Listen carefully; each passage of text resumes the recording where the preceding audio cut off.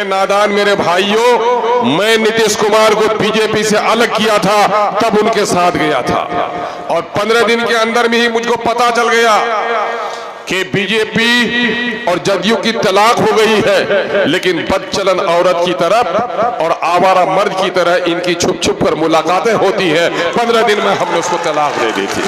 अजीजी server को जो किशनगंज जिला परिषद के चेयरमैन की नुमाइंदगी भी करते रहे और राजद के जिला अध्यक्ष रहे और उन पार्टियों से त्याग देकर MIM में शामिल होने पर मुबारकबाद पेश करता हूँ। इस मौके से जनाब भाई मुखिया साहिद साहब जो उनके अब्बा हुजूर हैं, उनको मुबारकबाद पेश करता हूँ। पिछले दिनों से भाई, कई सालों से भाई गुलाम साहिद साहब MIM में थे, अब बेटा उनका राजद में था। लोग उनको ताने देते थे और हम लोग कहते थे दोनों का रास्ता अनकरीब एक हो जाएगा, चाहे तो शाहिद भाई राजद में चला जाएगा या फिर अपने बेटे को MIM में लेकर आएगा। अल्लाह का शुक्र हुआ है कि फरमाबरदार बेटे ने बाप की तमन्ना पूरी की है और MIM का दामन थामा है। और मैं इस नौजवान को मुबारकबाद इसलिए भी देता हूँ कि इस नौजवान ने इस बात का इकरार किया है कि मैं MIM में सिर्फ उम्मीदवार बनने के लिए नहीं आता हूं, पार्टी ने मुझे टिकट दिया तो मैं लब्बैक कहूंगा, पार्टी ने मेरी जगह पर दूसरे को भी टिकट दिया तो मैं गद्दारी नहीं करूंगा, पार्टी के साथ वफादार बनकर रहूंगा। मेरे अजीजों और नौजवानों, इस मजलिस में शामिल होने वाले मुख्तलिफ मकामात से आए हुए बुजुर्गों, अजीजों, किसानों, मजदूर भाइयों, मैं देख रहा हूं तकरीबन दिन के 11, साढ़े 11, 12 बजे से आप जिस इत्मीनान से बैठे हुए हैं, खुदा की कसम मेरे पास ऐसे अल्फाज नहीं है जो मैं आपका शुक्रिया अदा करूं। कोई उकताहट नहीं है। दिन के 3:45 बजा चाहते हैं, भूख दोपहर की आपको सता न सकी, बारिश का मौसम आपको परेशान न कर सका, और आपने जिस चट्टानी एकता के साथ इस जलसे को कामयाब किया है, इस बात की दलील है कि MIM में खरीदे हुए लोग नहीं आते हैं, MIM में वही लोग आते हैं जिनका रिश्ता MIM से होता है। MIM आई है, MIM वजीर बनने का दावा करने नहीं आई, वजारत उज़्मा, वजारत आलिया, मुख्यमंत्री का दावा पेश करने नहीं आई। अगर वजीर बनना होता, ये खाकसार कब का वजीर बना होता।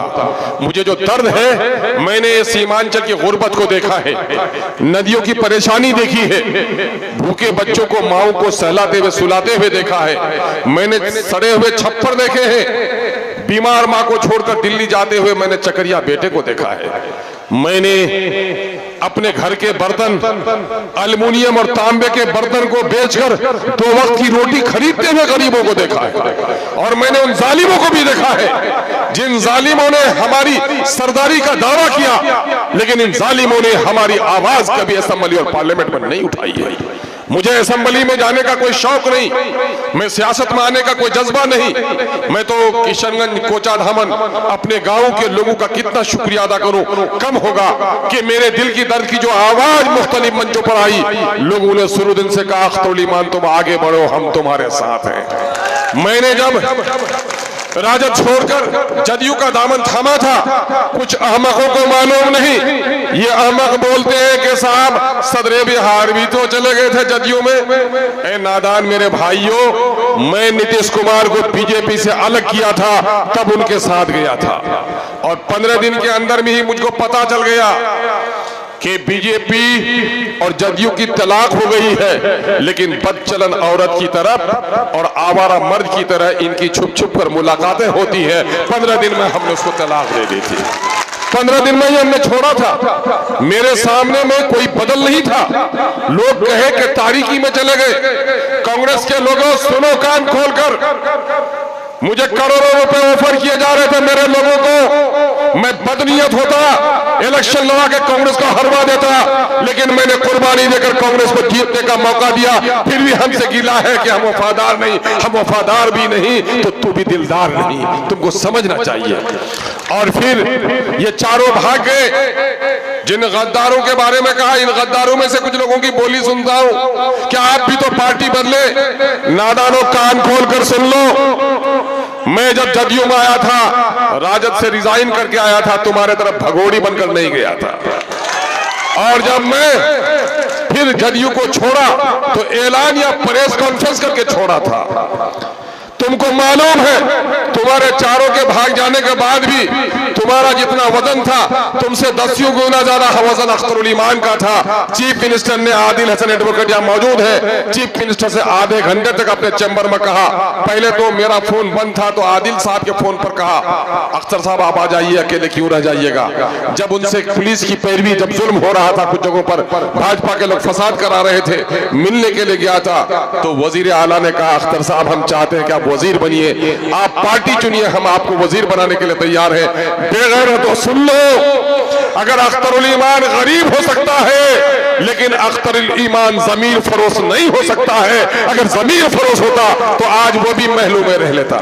मुझे फख्र है कि गुज़िश्ता 25 सालों से मैं सियासत में हूं, जिला परिषद का मेंबर रहा, तकरीबन 14 साल एमएलए की मुद्दत की हो गई। अल्लाह का शुक्र है, मैं दावत देता हूं किसी माए के लाल को अगर है आ जाओ, मेरा खाता पत्र जांच कर लो। अल्लाह का शुक्र मैं अदा करता हूं कि अख्तरुल ईमान अमीर नहीं हुआ। और ये मेरे लिए, ये मेरे मायूसी की बात नहीं है, ये मेरे फख्र की बात है कि एमएलए बनने के बाद लोगों के पास कहां से दौलत आ गए, किन किन शहरों में मकान खरीद लिए, 6 साल में एमएलए रहे और कई करोड़ के मालिक हो गए। और 14 साल का एमएलए हूं मैं और कर्ज में भी जीता हूं, लेकिन अल्लाह का शुक्र है जमीर का सौदा कभी नहीं करता हूं। इत्तेहादुल मुस्लिमीन आई है आपके दरमियान में। इत्तेहादुल मुस्लिमीन समाज के मजलूमों की आवाज है। कपिल पासवान क्यों आया है, शंकर हमसे क्यों जुड़ा है, रामू मुझसे गले क्यों लगता है। मैं इंसानियत की बात करता हूं, मैं हिंदू और मुसलमानों की तफरीक की बात नहीं करता। मीडिया के कुछ लोग हैं बीजेपी के मध्य मुकाबिल मुझे खड़े करते हैं। मैं उनसे कहना चाहता हूं कि बीजेपी मेरे आलिमों का दाढ़ी नोचती है, मेरे बेटियों के हिजाब को फाड़ती है, मेरे मस्जिदों के मीनारे को तोड़कर खुश हो जाती है, मेरे कब्रिस्तानों पर कब्जा जमाना चाहती है, मेरे खानकाहों को उजाड़ना चाहती है कोई माई का लाल बता दे कि बैरिस्टर सैयद अवैसी ने हिंदू, सिख, ईसाई, बुद्धिस्ट किसी के मजहब के खिलाफ की बात की है कोई माई का लाल बता दे इन 11 सालों में पार्टी ने बिहार में कभी हिंदू मुस्लिम तफरके की बात की है। इन 5 सालों में असेंबली गवाह है कि दलितों की जितनी आवाज अख्तरुल ईमान ने उठाया है, दलितों का कोई लीडर भी नहीं उठा सका है। ये कैसी मजाक कर रहे हो। कौवा अपने आप को सफेद कहने लगा है, शराबी अपने आप को मुत्तकी कहने लगा है। जो लोग फिरका परस्ती की आग लगाते हैं वो लोग अमन के सौदागर बनकर आ जाते हैं। सीमांचल के लोगों की आंखों की पट्टी खुल गई है। दिल्ली पंजाब में रहने वालों, परदेसी नौजवानों, मैं तुम्हें मुबारकबाद देता हूं कि आज तुम्हारी माँ भी बीमार हो तो तुम उतने फिक्रमंद नहीं रहते हो। ये मायम कैसे जीतेगी इसके बारे में तुम फिक्रमंद रहते हो। हम तुमको सलाम करते हैं। और यही वजह है कि यहाँ की नदियों का मामला हो, पुलों का मामला हो, सड़कों का मामला हो, जिस रवानी के साथ एमआईएम ने उठाई है, किसी ने उठाई क्या। आजादी के 77-78 साल हो गए ना। ये पुल जो बना था डगड़ा में, वो पुल आसाम के लिए बना था। ये जो पुल महानंदा में बना है, ये डीएम साहब का दिघलबाग जाने के लिए का कोचा दमन के बीडीओ को हेडक्वार्टर आने के लिए बना था। आवाम के लिए पुल नहीं बना। 2018 में सीमांचल संघर्ष समिति बनाए, इश्तियाक भाई हमारे हैं, मर गए भाई जनाब असरारुल हक साहब। याद होगा भाई तसीर साहब को कि एमआईएम ने सबसे पहले खरखरी घाट पर धरना दिया कि हमारे नदियों पर पुल बनाने का काम करो। है कोई कांग्रेस का नेता, राजद का नेता, बता दो कि तुम्हारे राष्ट्रीय स्तर का, राज्य स्तर का कोई नेता खरखरी घाट में उतरा क्या, रसैली और खाड़ी देखा क्या। बैरिस्टर सैयद अवैसी साहब जैसा नाजो नाम में पला हुआ वो लीडर जब उसको लाया, खाड़ी और रसैली लाया, ऐसे तूफानी हवा थी कि रेत के गोले में एक दूसरे को नजर नहीं आ रहा था। और फिर उसको उसी खरखरी घाट में उतारा। अल्लाह का शुक्र है जहां जहां बैरिस्टर सैयद के कदम हुए गए वहां तमाम तर पुल बनने का काम शुरू हो गया है। और क्रेडिट देने के चक्कर करते हो। मानंदा में पुल चीख चीख कर मेरी आवाज सुने हो कि नहीं। नीतीश कुमार जी, मेरा बेटा मेरा भाई दिल्ली पंजाब में कमाता है, लाश चूर चूर आती है, घर आता है, वो अपने माँ और अपने बच्चों और अपने बेटियों के लिए सिर्फ कमाने नहीं गया था, उसके कमाई के 20 रुपए, 100 में से 20 रुपए दिल्ली में जाता है, 30 रुपए तुम लेते हो और 30 रुपए लेकर नालंदा को दुल्हन की तरह सजा रहे हो, और गंगा में 5-5 किलोमीटर पर पुल बना रहे हो। हमारे नालंदा में 50 किलोमीटर भी पुल नहीं बनेगा। है कोई गोंगो को मैं आवाज देता हूं, ए गोंगो की औलाद हो, तुमको अगर बोलना नहीं आता है तो लिखकर भी कभी दिए कि कानकी घाट पर पुल बनना चाहिए। रमजानुल मुबारक पर अख्तर लेमान ने सर्वे कराया और आज पुल बनकर तैयार हो रहा है, तो मेरे दुश्मनों के सीनों पे सांप लौट रहा है। अमोर वैसा के आह्वान का मैं शुक्रगुजार हूं कि उन्होंने आंखों में बैठाया। कोचा धामन के लोगों का शुक्रिया अदा करता हूं कि जो आदमी जिला परिषद के इलेक्शन में हार गया था, मैंने कोचा धामन के लोगों से कहा, एक कोचा धामन के लोगों, एमआईएम को आपने बड़ी मोहब्बत से परवान चढ़ाया है और आज एमआईएम के सदके में एक शख्स खड़ा है, मुझको पार्लियामेंट के इलेक्शन में साथ दिया था, वोट दे दो। जो इजहार अस्पी साहब 8000 वोट लाए ना ला सके थे कभी एमएलए के इलेक्शन में, 88,000 वोट लेकर कामयाब हो गए। मेरे भाइयों, किन का था? मुझे लोग कहते हैं 4 लोग आपके भाग गए। मैंने कहा इत्मीनान रखो, ये नाअहल थे, इनके जमीर में ताकत नहीं थी, मिल्लत का दर्द इसके सीने में नहीं था, अवाम के साथ वफादारी का जज्बा नहीं था। ये 4 चले गए हैं, माँ के पेट से एमएलए नहीं बने थे। वो अवाम जिसने 88,000 87,000 वोट देकर इनको जिताने का काम किया था, वो अवाम आज भी एमआईएम के साथ मजबूती के साथ खड़ी है। एमआईएम ने देवबंदी और बरेली को, कुलैया और सुरजापुरी की, शेख सैयद और मोगल पठान और अंसारी की तफरीक को तोड़ा है। हमने मुसलमानों के बिखरे हुई आबादी को इत्तेहाद का पैगाम दिया है। यही वजह है कि किशनगंज के लोगों, सीमांचल के लोगों, खुश हो जाओ। आज सीमांचल से बाहर चंपारण के लोग, मिथिलांचल के लोग, अंग प्रदेश के लोग यहाँ आते हैं। किस वजह से आते हैं? उसको ऐसा लगता है कि पूरे बिहार में मुसलमानों की दर्द की आवाज अगर कहीं से उठ सकती है तो किशनगंज की और सीमांचल की सरजमीन से उठ सकती है। कितनी इज्जत मिली है नौजवानों, तुम्हारी गैरत की कसम मैं तुम्हें देता हूं। हमारे बाप दादा ने हुकूमतें बनाई हमने वोट से, और यकीन जानो जिस वोट से हुकूमत बन सकती है, अख्तर लिमान ने बार बार कहा है कि जिस वोट से हुकूमत बन सकती है, खुदा की कसम तूने हिकमत से इस्तेमाल किया तो इस वोट से तुम्हारे नस्लों की तकदीर भी बदल सकती है। रौटा और बैसा में वोट देकर हुकूमत बनाया था कि नहीं? क्या हुआ?